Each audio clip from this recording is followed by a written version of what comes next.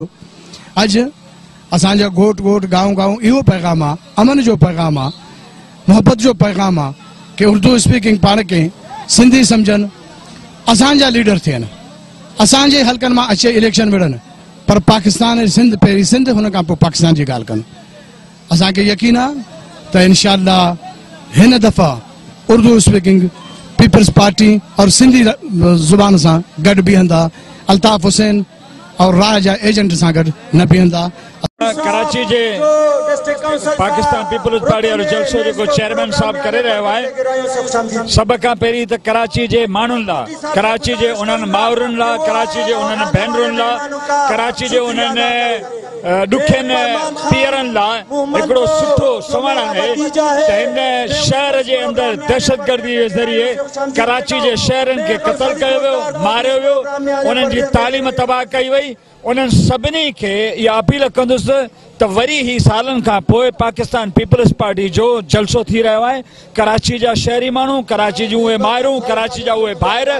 Pakistan peoples party खे पंहिंजी party समझी ऐं हिन जलसे में मैं सिर्फ अपने चेयरमैन साहब को एक मैसेज देना चाहता हूँ कि खुदारा ये आजूज माजूज से हमारा जान छुड़ाया जाए। PS99 सिंधी बलोच यहाँ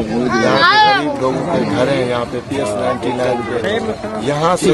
हमारे बेहतरीन कैंडिडेट, हमारे बेहतरीन दोस्त इस्माइल साहब हमारे हरदिल अजीज हैं, जो हर दुख सुख में हमारे साथ चलते हैं। मैं सिर्फ यही मैसेज देना चाहता हूँ कि PS99 का टिकट जलसो जो बिलावल साहब जो है असां कराची में पुरअमन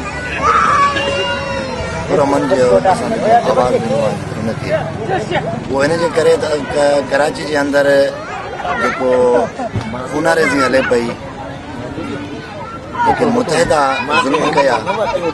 असां उन मुतहदा जे जड़ में वञी जेको बिलावल साहब जलसो जो आगाज़ कयो आहे त इंशाअल्लाह इन में जेको ग्राउंड इन्हनि फाइनल कयो आहे त मुंहिंजे ख़्याल में त हीउ ग्राउंड बिल्कुलु नंढो ई असांजे ॻोठनि जी अवाम जेतिरी वेंदी इंशाअल्लाह इहो ग्राउंड जेको नंढो पइजी वेंदो। रोडनि ते बि अवाम तव्हां ॾिसंदो, मीडिया से पाण हुनखे जेको ख़बर ॾींदी मीडिया त हुनखे साबित कंदासीं त असां पाकिस्तान पीपल्स पार्टी जा वर्कर ऐं पाकिस्तान पीपल्स पार्टी सां मोहबत करण वारा, पाकिस्तान पीपल्स पार्टी खे चाहण वारा बिलावल भुट्टे खे